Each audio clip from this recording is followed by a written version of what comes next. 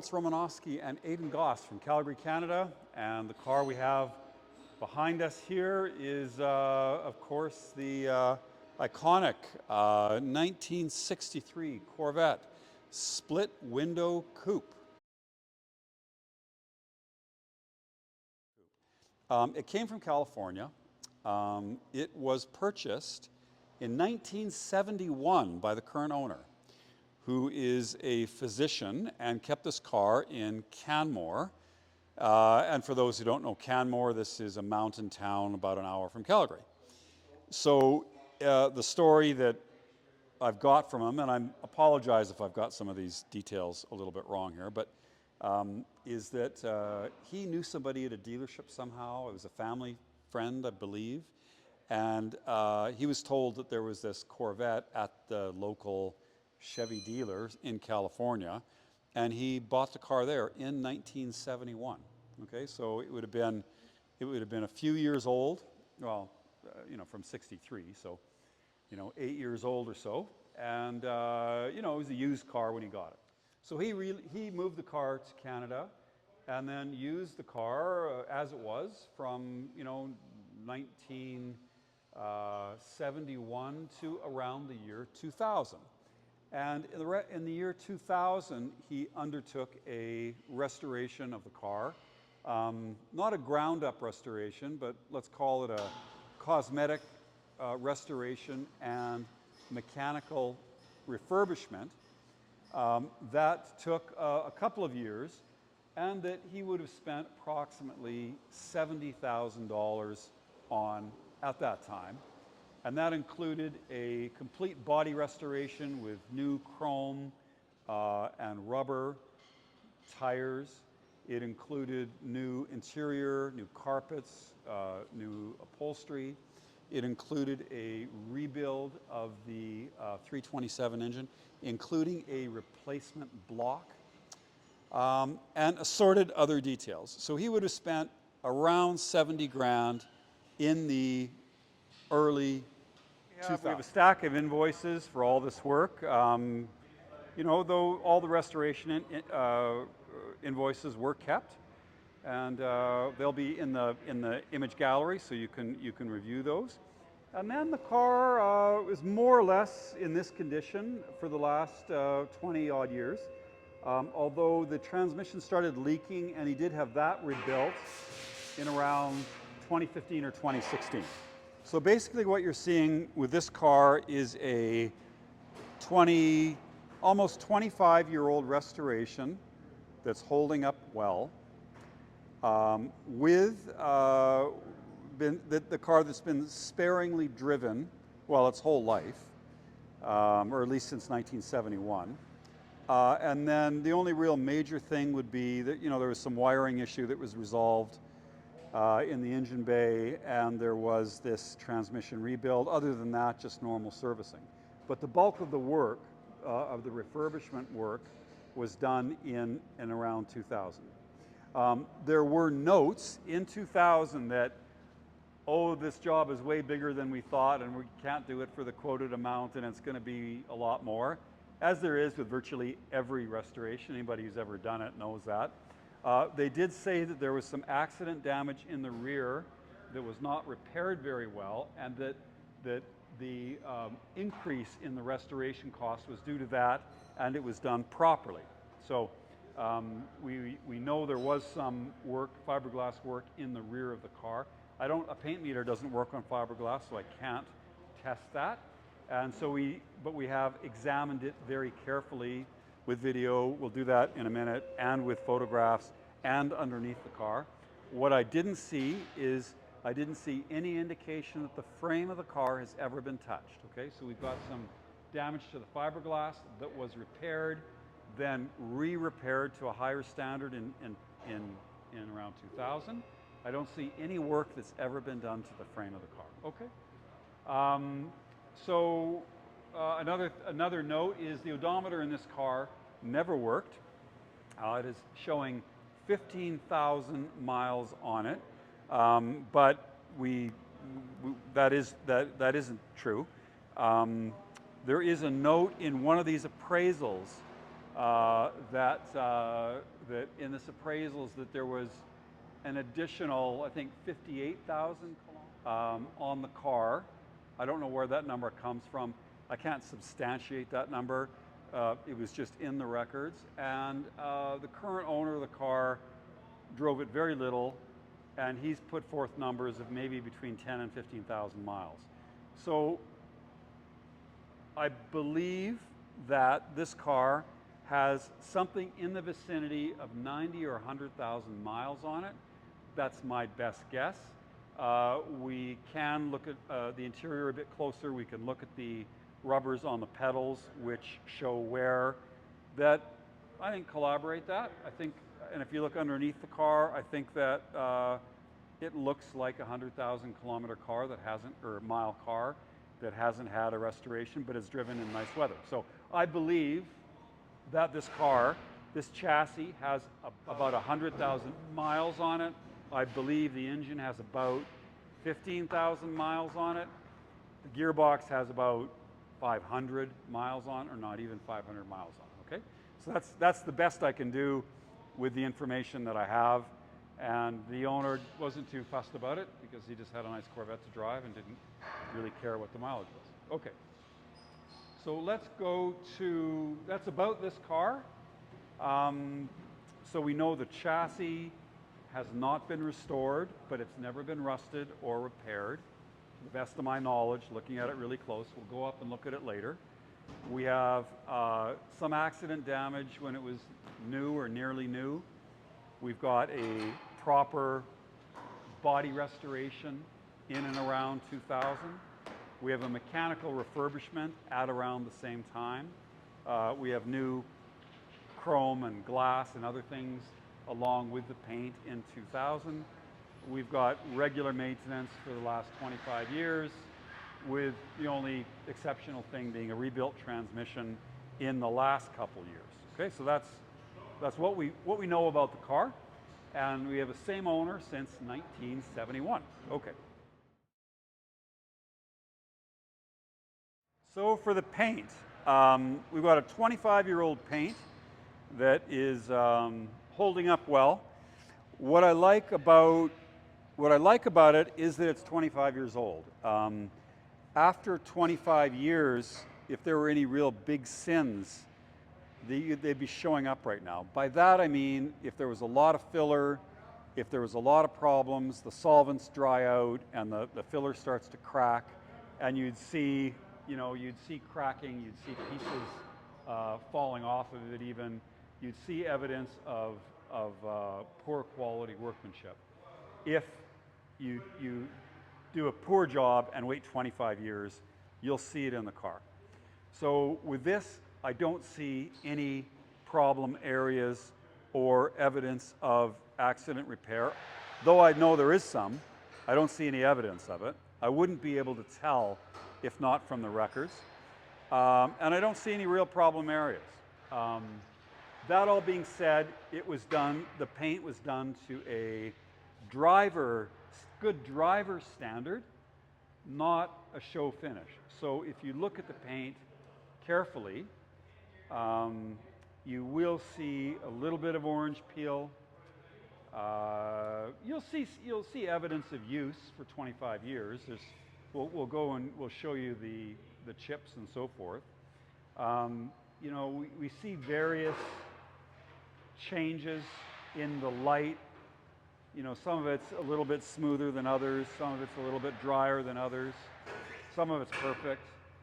But it's not uniformly show quality paint. There's a couple bubbles that are starting. Here we can get into it. I don't know what they're from because it's not metal. Normally that would be rust, but it's not. So there's something going on there. We can see a little bit of paint marks here where there's a little bit of shrinkage of the material. And this is what happens over 25 years. It didn't start out looking like this, but the material behind this might have evaporated and shrunk a little bit, leaving a little bit of a line here. So we do have that. I think in the front of the car, if you want to follow me, there's a couple other little bubbles here, and some evidence of different filler, or it could be gel coat. I don't know if it's filler. So there's that. I think in the front of the car, I noticed, you get the odd little, it's really hard to see in the photographs. Yeah, I see it. You'll just, oh, do you? Okay, you'll have to take my word for it. The odd little nit, the odd little imperfection. I don't see any real sanding marks, like, I don't see any of that, but there are flaws in the paint. There is some orange peel in the paint. In addition to that, there's, after 25 years, we have, a little chip in the paint there. There is the odd mark. Nothing that's that really stands out. But if you really look at it closely, there's a mark over here. We can show this.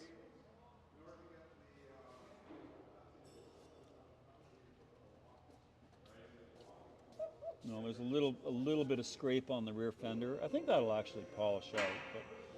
But there's a few marks around the car. So it's not a show quality paint job. It's a good driver paint job, but it's pretty good. And from 10 feet away, you wouldn't know the difference. Okay, so the other advantages to a car like this with a 25-year-old paint job is that you can go drive it and you don't have to worry about if it gets another paint chip, it's not the end of the world. And that is a little bit liberating, knowing that you can drive a car and if there's a little bit of gravel, you can go on it. You don't have to freak out that your $80,000 custom paint job is going to get ruined. Okay, so that means you can use the car. I did notice with any fiberglass car, one of the main things you're going to look for is accident damage, of course. You're also going to look for stress cracks in the fiberglass. So that's really important. And I did see that it's not really a crack in the fiberglass because there's nothing behind there, but it's a little bit of a crack in the paint. And I've got one here and I've got one on the other side as well.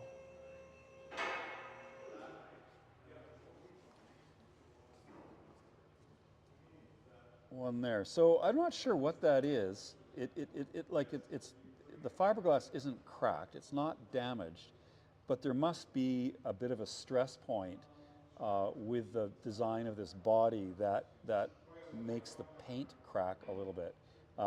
And it's on the same. It's in almost the exact same place on each side. So I'm not sure what's going on there, but after 25 years. Yeah, it's almost exactly the same place. So I'm not sure what that's about. It's not even remotely noticeable. The only reason I saw it is because I had the car in the lift and I was looking at the inner fenders. It's basically invisible unless you know to look for it. But of course, we're going to disclose that because that's what we do. In addition to that, the only other things I saw that were faults with the body are, there's a fastener that's missing down there for this lower valence, just a Phillips screw that's fallen out. And I did notice, there was this piece which was a little bit loose. You can see that, okay? And then there was another fastener missing there. So this rear valence isn't fitting as well as it could. It's missing some fasteners, and you can see where it moves around a little bit, and it's contacted this bit of chrome, okay? So that's it, and that's pretty minor when we're talking about fiberglass Corvettes from the 60s, and we're talking about 25-year-old body restorations. I suppose there's a little chip there too. Okay. And if you just touched it up, you'd never see it, okay? So that's the paint. Good driver quality paint applied 25 years ago with evidence of careful use since. All right. So when you do a body restoration, one of the most important things is to make sure that you have good gaps and good alignment of the doors and the hood and so on. If a car's had major surgery, that can be extremely difficult to get right. This one, we know we've had some damage to the rear fiberglass, but I don't believe anything to the sides of the car or the hood area or the front. So what that means is that if we look at the door gaps on the car, we have uniform gaps throughout. I mean, uniform for a 1963 American car. And we see, you know, the body lines lining up, you know, to, I would say, new standard for sure. You know, and this car has quite a few body lines, okay? So if the door was misfit, it would be pretty obvious in this car. Also, it would be hard to close the door, and this door closes really nicely. And if there were problems, you'd often see it with the striker and the inner door sill, and you'd see scuffing, and you'd see problems, you know, where the door contacts the sill. So these doors fit really nicely on both sides. They close easily. And the gaps as well on the passenger side are all uniform and excellent, and I would say factory 1963. So the door closure on the passenger side is also excellent, and again, I don't see any scuffing or any problem areas with the sill or the striker plate indicating a poor door fit. So that's a major plus.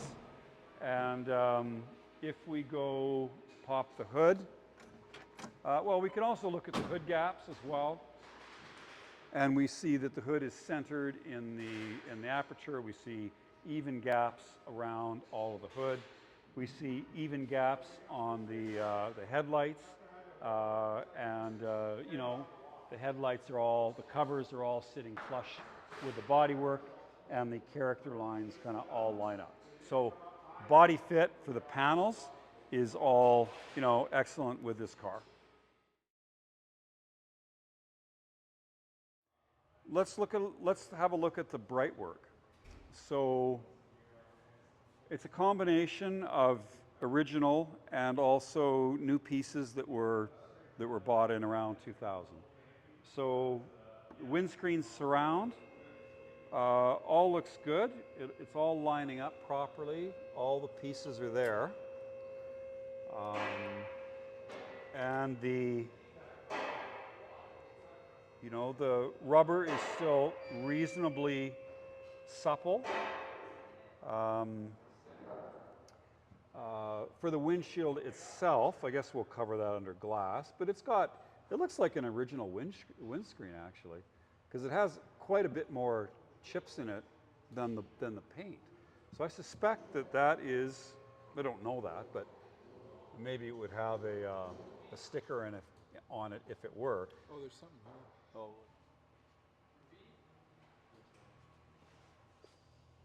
Oh. Okay, so the other trim bits are all holding up well.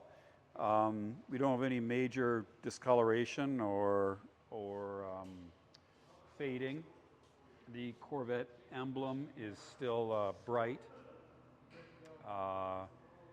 The chrome, a lot of chrome was replaced in 2000, and we can see that the chrome is still in really nice shape. This is just a front license plate bracket. It's just not used in Alberta. It's hanging there. I guess when we're down here, we might as well look at the light lenses. And I think they were new as well. I remember seeing invoices for those. The grille is in nice shape. All the bright work is excellent. Okay, there's no issues there. We've got what I understand to be period reproduction alloy wheels in the, I guess they'd be 6x15, 6 or 7x15. I can't remember. Anyway, 15 inches, and they're shod with Michelin tires that were also new in and around 2000. They're, you can see the mileage since 2000 because these tires were new in 2000. and the owner estimates that he put 10 to 15,000 miles on the car, and total, and this is the mileage since 2000, and the tires look brand new. Okay, so the owner's claims of the mileage you put on the car appear to be realistic, because these don't even look like they have 5,000 miles on them. Okay, so but they are older. All right, so the Corvette emblem is still in nice shape. There was a reference to a reproduction mirror, and maybe that's this. I don't know that, if that's the mirror, if it's original or a reproduction. This one might be the original. And does it have? And it only has one of them, so I think that's a reproduction mirror. The door handles and stuff look good. These sills, the lower part here, and you'll get a better view of these in the section where the car's on the hoist, but they're in original condition, and they're showing some wear. I mean, that's a pretty vulnerable piece, but they're original, not reproductions. All right, and going around, I know that a lot of weather stripping, if not all the weather stripping, was replaced, and it looks it by looking at the split windows. And many of those parts were replaced as part of the cosmetic restoration in 2000. All the badging looks good and original. It doesn't look like they're reproduction items. And again, I believe these chrome bits were new. And I recall seeing the invoice for the rear taillights, and that makes sense because those look a lot newer than the ones in the front. Okay, so going around the car, looking at the brightwork, it's a combination of some original, of some new. All is in decent shape. All looks pretty good. I can't really fault any of the brightwork or the exterior rubber, exterior chrome. Only that the tires are 25 years old, or close to 25 years old.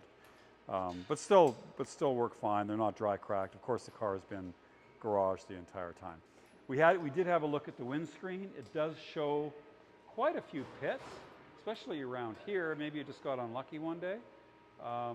But windscreen's been in there a long time. The other glass all looks good. No faults there. Okay, and inside the car, let's have a look. Open the doors up.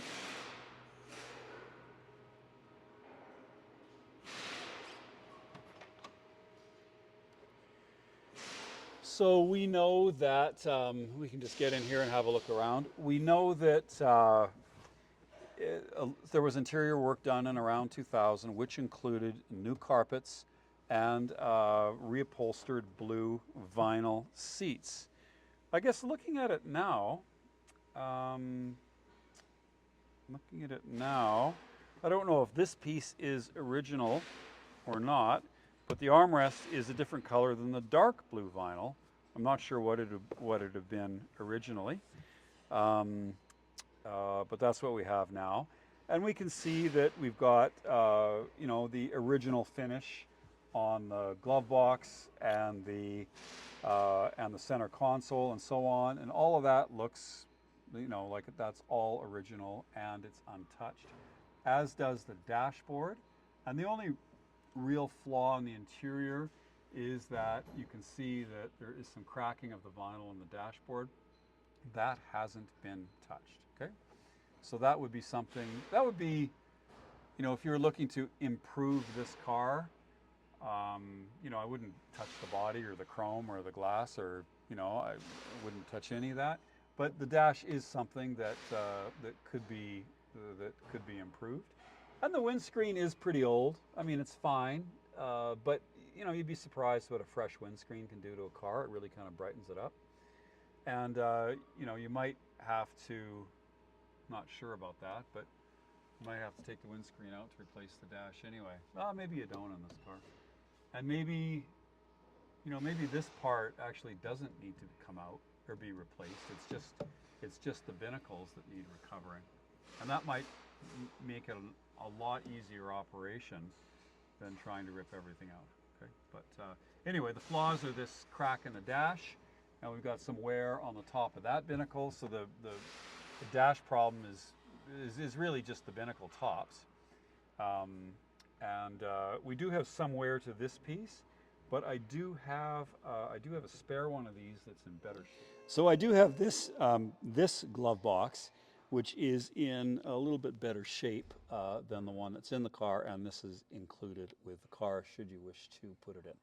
Okay, so one of the questions about this car is going to be, well, how many miles does it really have on the chassis? And all I'm doing is taking an educated guess on it. So looking at some of the notes from the restoration binder that says that 58,000 miles should be added to the 14 on the clock. That was back in, I think, 1980. That gives us 70 odd thousand miles, and we have the owner's believable sort of assertion that he put 10 to 15,000 miles on the car.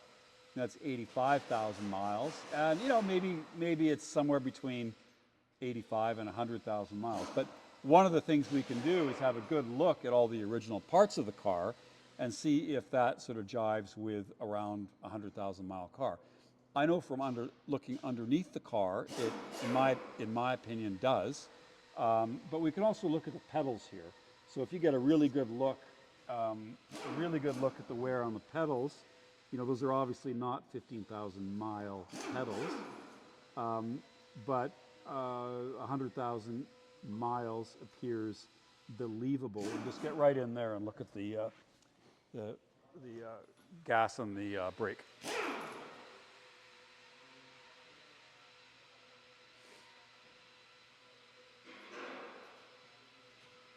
Okay, so to sum up with the interior, we have new carpets, we have reupholstered seats, an original dashboard, original steering wheel, original radio in the car. I think that's just a Delco AM radio. Yeah, just a Delco AM radio. Original switchgear, original instruments. Nothing has been touched with that. I think the headliner and everything, I'm not sure about that. It looks in better condition than the dash, so maybe that has been replaced as well.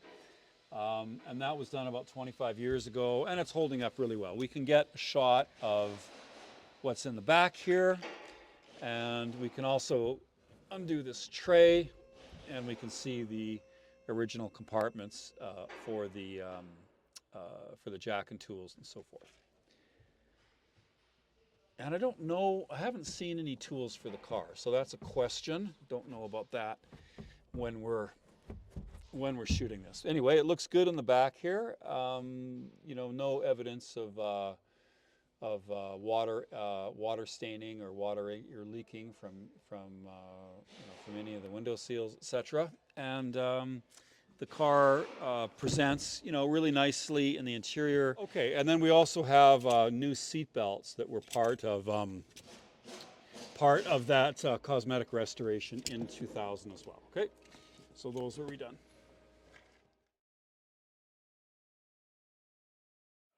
Let's have a look at the engine compartment. All right, so this opens easily. The mechanical hood stay works. We can see the 327 engine. It had a new replacement block. And when I looked for a number, and I tried to get the numbers for everybody because they'll want to know what exactly the origin of it is, I was expecting a number to be on this surface here, which is where I believe there should be stamped. And it is, there's nothing there, leading me to believe that it is a factory replacement block, in which case those don't carry serial numbers. Correct me if I'm wrong, I don't know that for sure, and maybe there's somewhere else I should be looking for a number on this, but I believe if there was a number that it should be right there. And can you show that? I'll get a light. So if I get in here with a light, and I look at that area right down there, that's where I think the number should be, and it's not. I don't see any other.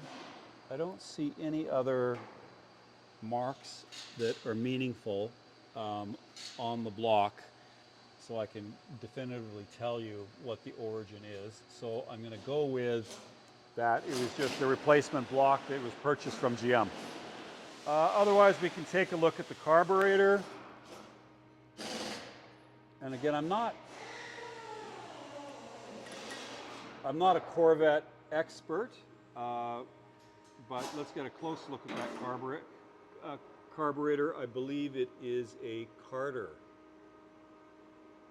Yeah, it's a Carter.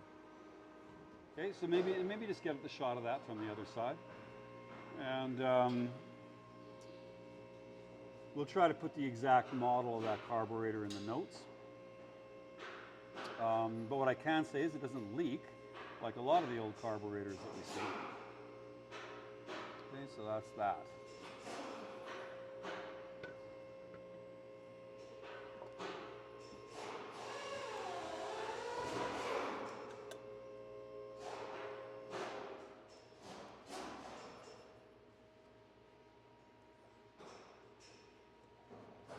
Okay. What else? We can see a recent battery. The car has a new alternator. I think it had a wiring problem in the recent past, and that was all the alternator, and I think it was one of the other electrical components. I think maybe the voltage control box was replaced. So that obviously looks new. And the rest of it looks pretty original. This car does have power brakes. We can see the brake booster there. And we... It said power brake on the pedal too, right? Oh, did it? Okay, well there you go. It's power brakes. And there we go. A Chev 327. Ubiquitous small block. I don't see any coolant leaks. The rubber and the belts are still supple. I don't see anything drying out. I don't see any brake fluid leaks. I don't see, rust from leaking brake fluid that's rusted the metal. I don't see any of that. And basically, it's an honest, tidy engine bay. And I don't see any real issues. I don't see any leaks from the valve covers. We don't hear any exhaust leaks. I don't, we'll start the car up so you can listen to it, but I don't, there's no noticeable valve train noise or ancillary noise, and no knocking from the engine or anything like that. All looks pretty healthy and well kept and honest, and I don't see any problem areas in here at all.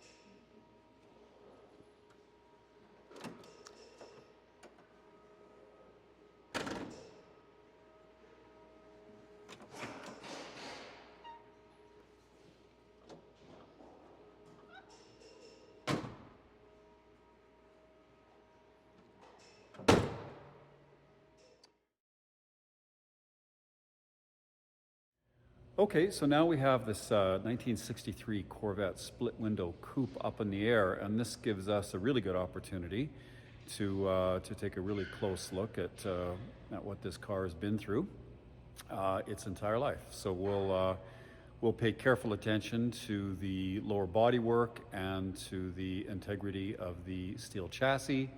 We'll have a look around for oil leaks and so on. We will look at closely at all the rubber bushings and so forth in the car. We'll have a good look at the fiberglass belly pans on the car as well and have a look at it. So we'll turn this camera around and let's go through the bottom side of this car. Okay, so maybe we'll go through and just look at the lower kind of 8 inches of this car first. We have these alloy wheels, which I believe are a period aftermarket accessory. They kind of look like the hubcaps, but are actually alloy wheels. And then we can see that there. Okay. They're on older Michelin tires. They're 215/70 R15s, M plus S. So the tires are probably 20 years old, and they probably could use replacement, although we see that there's still lots of tread left on them. There's no dry cracking or anything, so I don't think it's a safety issue.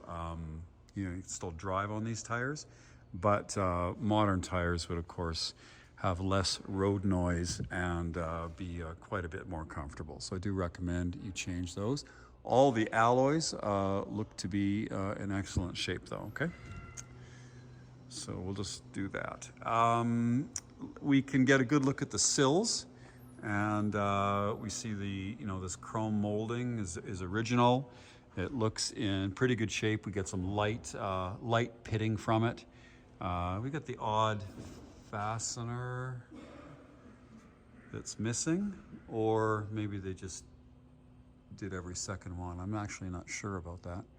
Anyway, we've got some light pitting in this chrome molding, but it looks original. That doesn't look like that's ever been restored. Got a little bit of a crack in that one. Let's walk around to the front of the car, and we see the bottom of the chrome bumpers and so on. I mean, you don't see this when the car is on the road, but everything looks in pretty good shape. I don't see any rust on the bumpers. I don't see any pitting on the bumpers. The lenses still look good. The chrome surrounds look good. The grille looks undamaged. That lens looks good. The surround looks good. So all this looks in, that's just, we don't need the front bumper or license plate holder in Alberta, so that's why that's there. So all in all, it looks great. I don't see any damage to the lower fiberglass, the lower valence and so on. And it all looks pretty good. I mean, that's just from the body restoration that was done on the car. And it all looks pretty good. I don't see any cracking or any crazing of the gel coat, any damage. And the paint looks good. I don't see any. Sometimes when you get to the bottom of the car, it's not quite as nice as the top, but I don't see any issues there at all. Okay, and the inner fender arch. Again, if it's sloppy workmanship, you'll see it in those areas. I do see that. So there is a little bit of a crack coming through there. And you do expect that on an older body restoration on a fiberglass car. Okay, so. I mean, that's invisible from the top, because this, of course, is covered by that ledge. But that's why we put it on the hoist, so you get a really good look at it. Okay, and then we'll look at the bottom of this sill.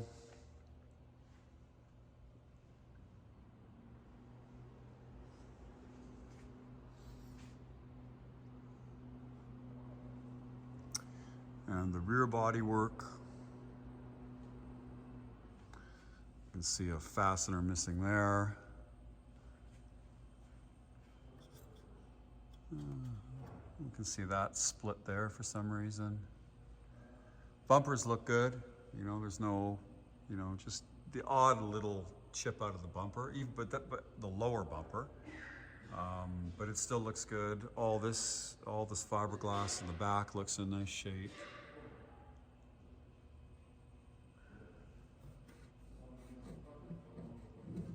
Maybe a little bit of cracking in the paint here.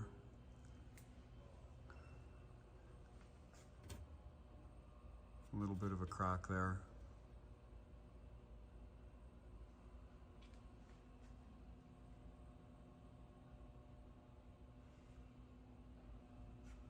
Again, a fastener missing there.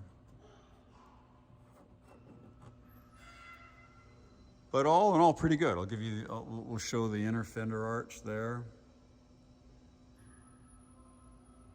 No issues. We'll go through it.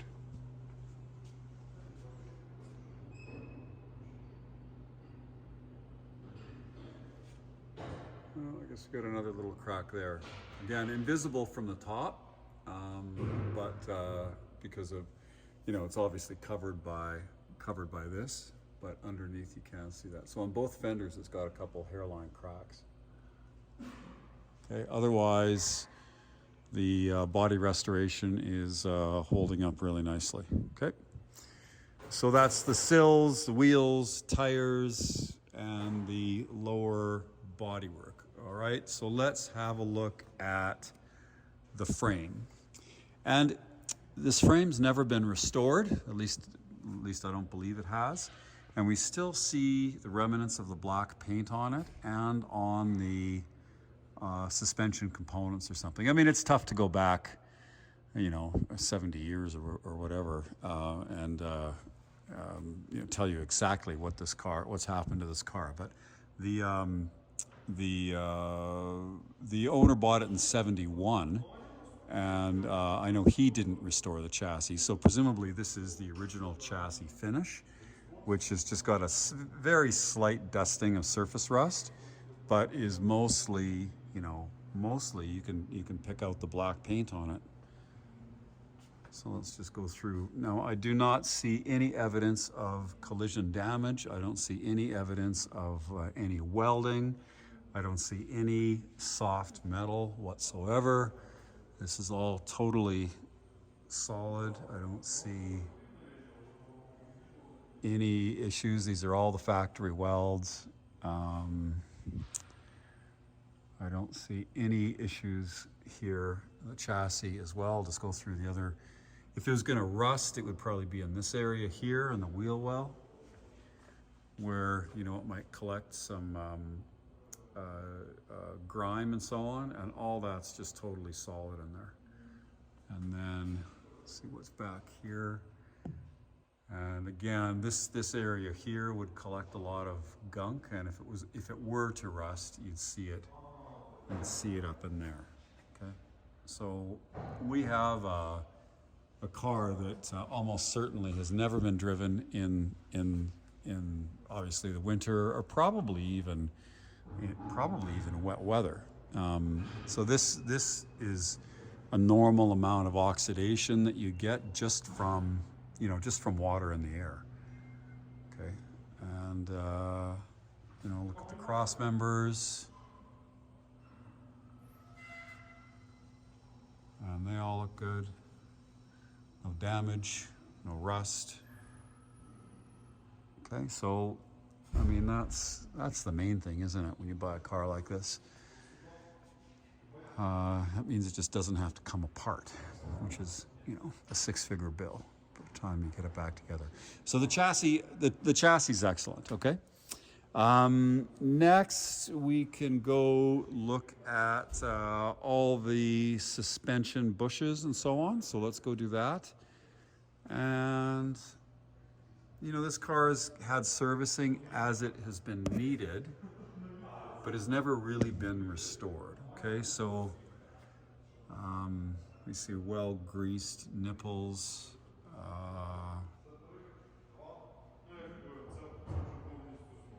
All these bushes look in decent shape. Little bit of cracking there on the bottom of the shocks on that bush. You can tell they've been in there a while, but there's nothing that's falling out or is in desperate need of replacement. But you can see that there's evidence where it's starting to dry out. So that, I guess, the worst of it's underneath for the shock bush, I suppose, where those are deteriorated. Okay. Otherwise it all looks good. So probably much of this stuff has been replaced over the years, but some of it's probably still original. Okay, so let's go to the back of the car. And again, we see evidence of some rubber that's old, it's been there a while, and starting to crack. Not a big deal, just normal old car stuff. And there's lots of suppliers for all kinds of different Corvette. I mean, you can probably build this car from scratch from the aftermarket, okay? But yeah, some of the rubber, I would say, is starting to go. Most of it's okay.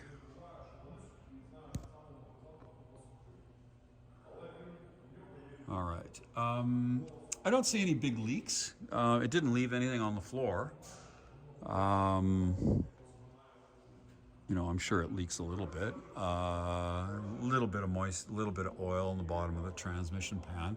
The engine has been, of course, rebuilt, balanced and blueprinted and so on. So it's pretty dry under here. You know, just a tiny little bit of oil residue on the back of the pan. I don't see anything on the sides of the block. Anything on the exhaust. There's no oil smell when it heats up or anything like that. So you know, all that looks good. I don't see any leaking from the radiator. There's no coolant. You know, I don't see any coolant leaking from any of the hoses. You know, somebody's been in here in the not too distant past. But I don't see anything that it needs in terms of anything leaking. All right. So we can go to, we have a look at this fiberglass, footwells, all looks pretty good. That presumably is original markings. You know, the car's never been undercoated. Sometimes you see that where the whole thing's just sprayed black. And then you never know what it's covering up, okay? So I don't see any of that. Everything there is in good shape. All that looks good.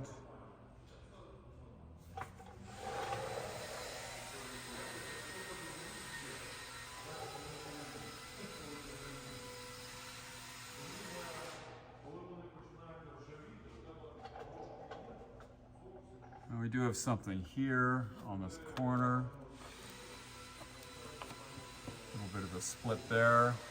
We have something up there. A little bit of a split there. But that's all. Otherwise good everywhere.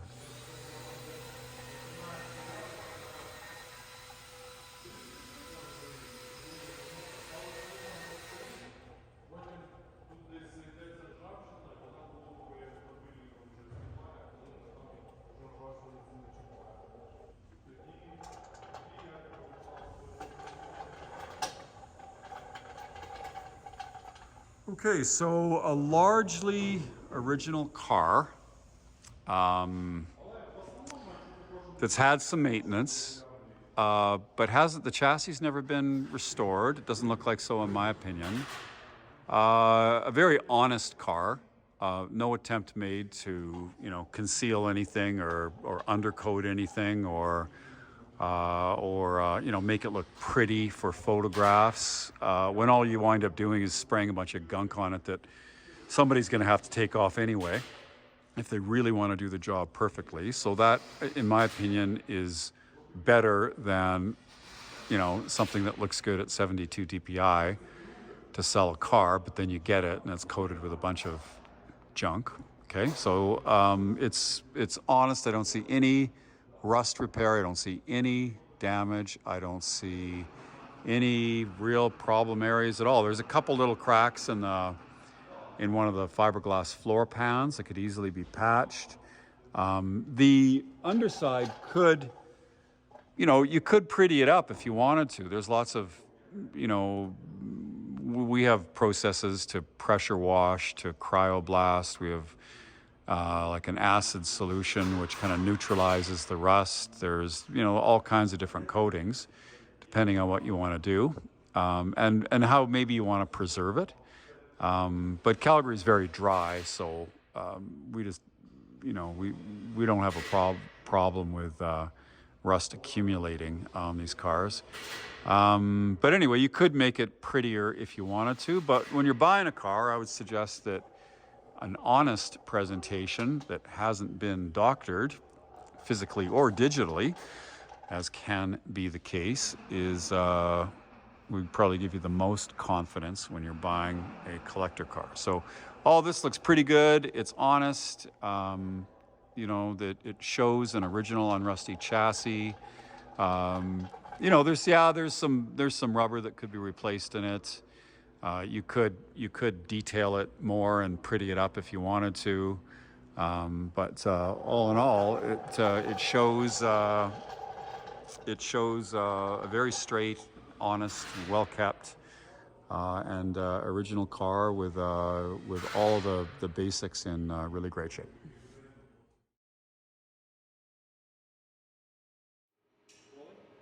Okay, so we'll do a cold start. The vehicle hasn't been started for a couple days, and so we'll fire it up. We'll look at what comes out of the exhaust, and then we'll take it outside and we'll go for a drive.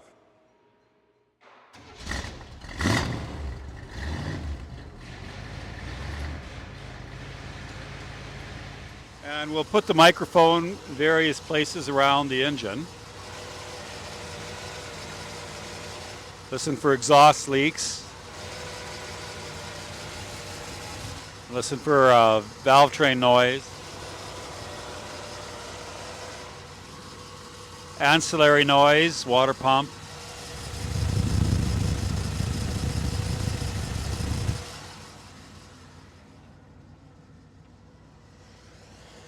Go to the other side.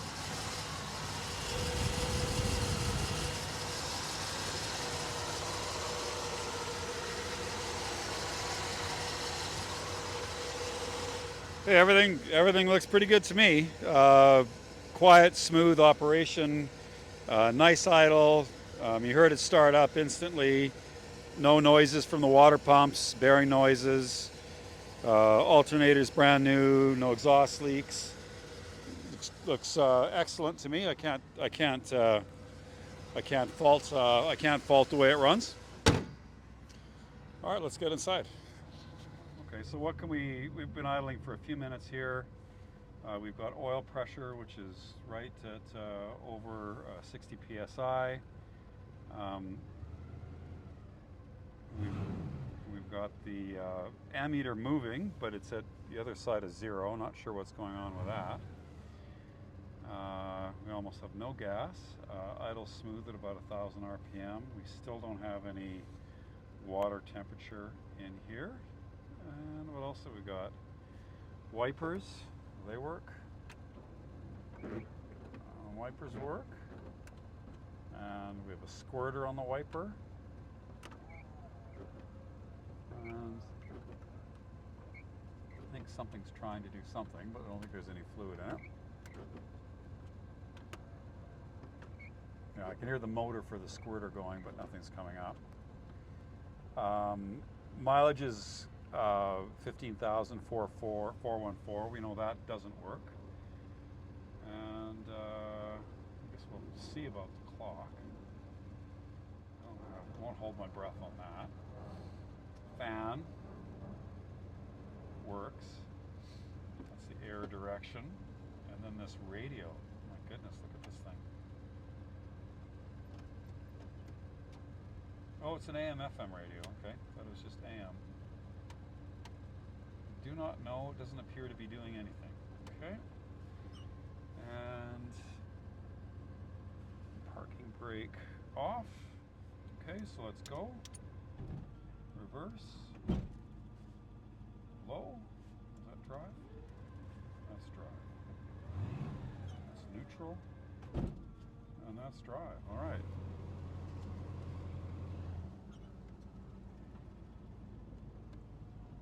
Well, it's certainly not effeminate in any way. But power steering, power brakes. You know, lots of performance.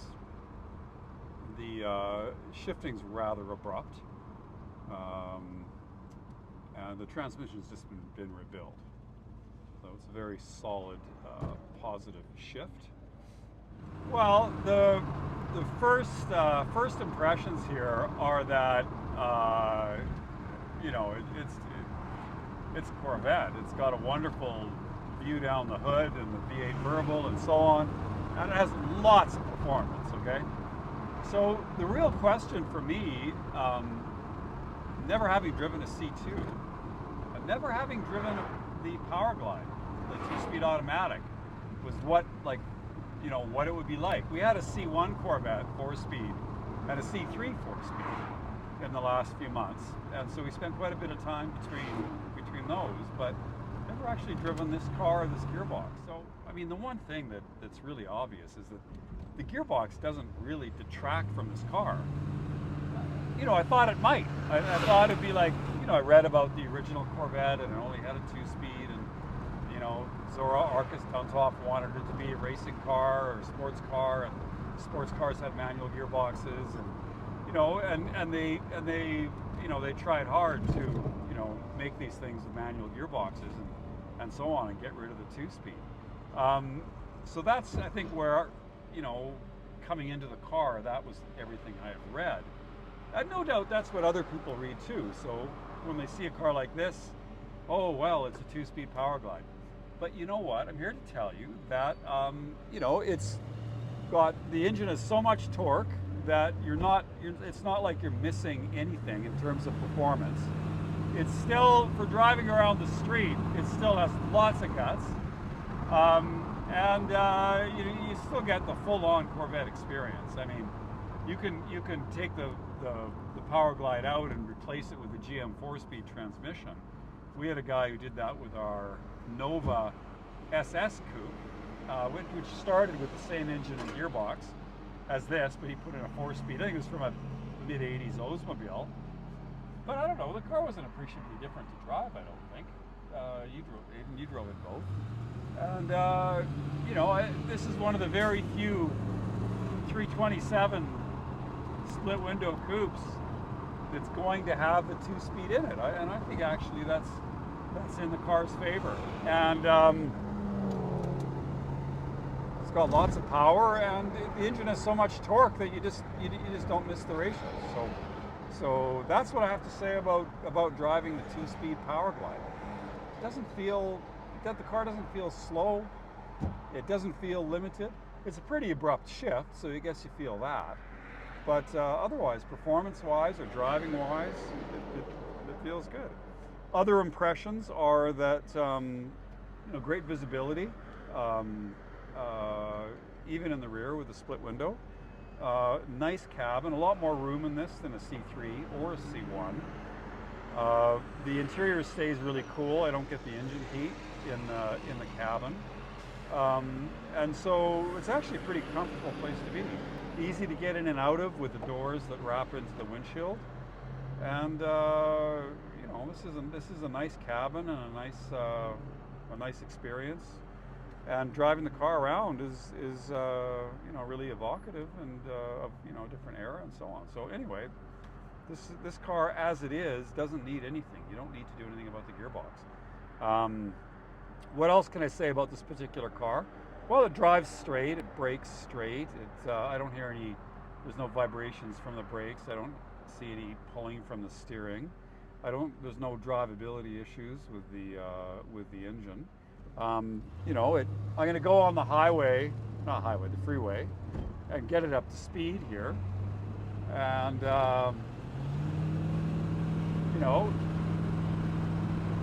it pulls strong, 2,500, 3,000, 100 kilometers an hour. And it, 115. So the car is moving way faster than traffic. No problem at all. Easily distancing yourself from normal traffic. So, all the performance you need. It drives straight. Brakes with, I guess it moves around a little bit. Let's try that again.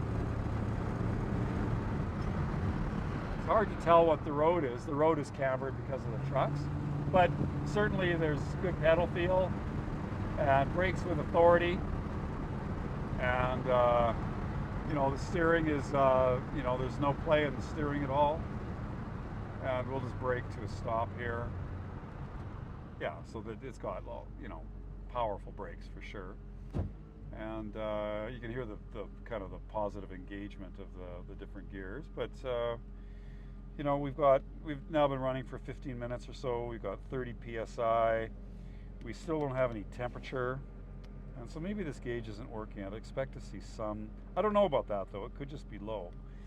Not sure about that. We put some fuel in the car. That works. The ammeter's charging. That works. We're settled down to about 650, 700 RPM, so all that works fine. Electricals all seem to work fine.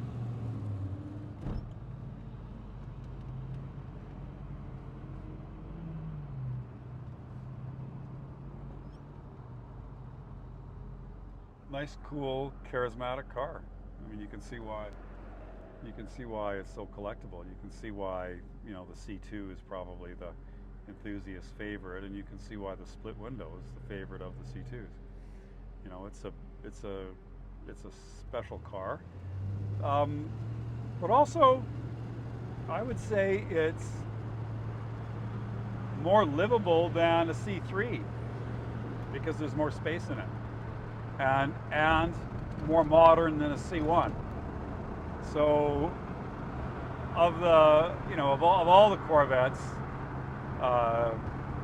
you know, or at least all of the vintage ones, you can see why this is the most valuable and is, you know, the choice of the most collectors. We have lower production volumes. We've got the iconic shape. It wasn't in production for that long, you know, just 63 to 67, I guess. You know, so there's fewer of them around. They made fewer per year. They made them for fewer years, and you know, I think it's a more successful design than either the C1 or the C3. What I didn't expect is it to be this comfortable, and to have this good visibility, and to have the cabin not heat up because of the engine. And so I didn't expect this car to be such a good sort of car, you know, just for driving around it. You know, both the C1 and the C3 I found, you know, you needed to, you know, they're challenging to drive every day. This one, you know, this one isn't. I mean, especially with the automatic gearbox. I think I read that the clutches are heavy on these in the manual. I don't know if that's true or not. I haven't driven one. But this is a very civilized, comfortable car. All right, so what can we say about this C2? Well, it's the iconic C2. It's the even more iconic split window. Only 1 year. Only made 10,000 cars that look like this. Another 10,000 Roadsters, but because the Roadsters looked the same year after year, there's a lot more cars that look like a 63, like any 63 to 67 Roadster looks more or less the same. So the split window coupe is the unique one. So we've got that. We've got a largely original car that has never been disassembled. So it's had a body restoration, it's had a cosmetic restoration, you know, seats and carpets are done, but essentially it's still original car. Still has the original dash, the original gauges, the undercarriage is original. So it's largely, you know, not, you know, hasn't had a lot of invasive work. It's had one owner since 1971. We have bills for, you know, $70,000 in 2000 or something for the cosmetic restoration, mechanical refurbishment, rebuilt engine. You know, I restored cars back then, and whatever you spent in 2000, you can easily double today. So that would be, you know, that's something like $150,000 in today's dollars. Like if you found a rough C2 and you wanted to give it new paint and new interior and rebuild the engine, it'd be $150,000, okay? So we've got that going for it. It's great colors, the blue on blue. It's a really interesting piece in that, you know, it hasn't been modified, and it has the original 2-speed power glide transmission in it, which can't account for more than, geez, and I think I said this earlier in the video, a few hundred cars, 300-400 cars maybe. 63 split window coupes with a 2-speed power glide still in it, because many of them have been converted to something else. And it was one of the earliest automatic transmissions, so you can't expect you can't expect modern levels of refinement for it, but you didn't have to shift yourself, which was the point of buying it in the day. And we've got, I think, a really honest presentation. We've got a body that's 25 years old that would be showing sins if there were any major problems with it, and it's not.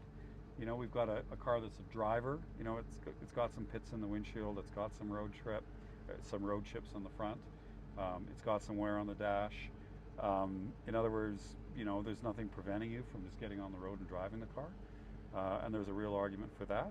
And, I think at the end of the day, it's a well looked after car. It's got a solid maintenance for the last 40 years. It has more than 40 years, 50 years. It has an unrusty frame, an undamaged frame. So the underside of the car looks good. It's a solid, original, honest car that looks great with the cosmetics that were done to it 25 years ago and are holding up well. So, it's a car you can get out and enjoy. And like I said, it's an iconic design. It's like one of the top 5 cars of the 20th century.